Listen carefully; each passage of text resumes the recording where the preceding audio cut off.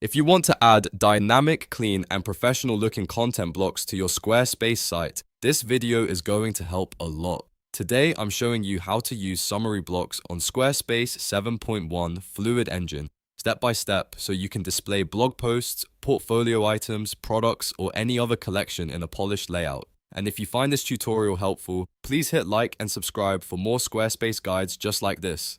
Alright, let's get started. First, log into your Squarespace dashboard and go to the page where you want to add the summary layout. This is the page where you want your content to appear, so make sure you're working in the right place before you begin. Once you're there, click Edit in the top left corner of the site preview. This opens the page in editing mode so you can add and customize blocks. Now, look to the top left corner of your section and click Add Block. Squarespace will open the floating app menu, and from that menu, choose Summary. This adds a summary block into your Fluid Engine layout. At this stage, you may just see a placeholder or an empty block, which is completely normal. The next step is where the real setup begins. Click the summary block once to reveal its floating toolbar. In that toolbar, click the pencil icon, which opens the edit settings for the block. This is where you control what content appears and how it looks on the page. Inside the block editor, go to the Content tab first. Here, click Select a Page. This tells Squarespace which collection or content source you want the summary block to pull from.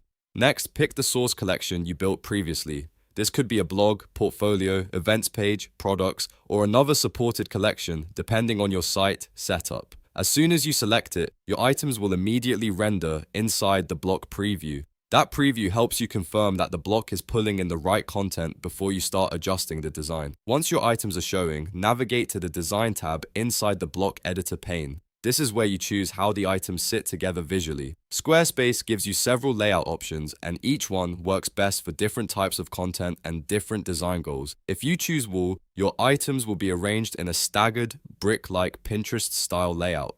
This is a great option if your images have different dimensions or if you want a more visually dynamic look. Wall layouts preserve native aspect ratios, which can make the block feel more organic and less rigid. If you choose Carousel, Squarespace will turn the summary block into a horizontal slider with arrow indicators. This layout displays only a few items at a time and lets users move through them side to side.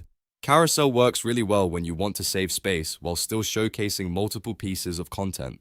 If you choose List, your items will appear in a clean, single vertical column. The text is stacked neatly next to small thumbnail boxes, which creates a simple and easy-to-scan layout. This is a strong choice if readability matters most and you want a straightforward content feed. If you choose Grid, Squarespace will pack your items into a structured matrix of symmetrical columns and rows. Grid is one of the most balanced and familiar layouts, and it works well when you want a tidy, organized display that looks consistent across the page. As you test these layout as options, think about the type of content you're presenting and the overall style of your website. For example, if you want something editorial and flexible, wool may be the best fit. If you want a compact featured section, Carousel could be ideal. If you want clarity and simplicity, List is a solid option, and if you want a classic structured presentation, Grid is probably the way to go. After choosing your preferred layout, take a moment to review the block inside the page editor. Make sure the content is displaying correctly, the spacing looks good, and the section fits naturally into your Fluid Engine layout. Since Squarespace 7.1 Fluid Engine is highly visual, small changes in placement can make a big difference in the final look. Once everything looks right, save your changes and exit the editor. That's it. You've now learned how to use summary blocks on Squarespace 7.1 Fluid Engine to create a flexible, professional content section on your site. If this tutorial helped, please give it a like, subscribe for more Squarespace tutorials, and leave a comment if you want more step-by-step website design guides. Thanks for watching, and I'll see you in the next one.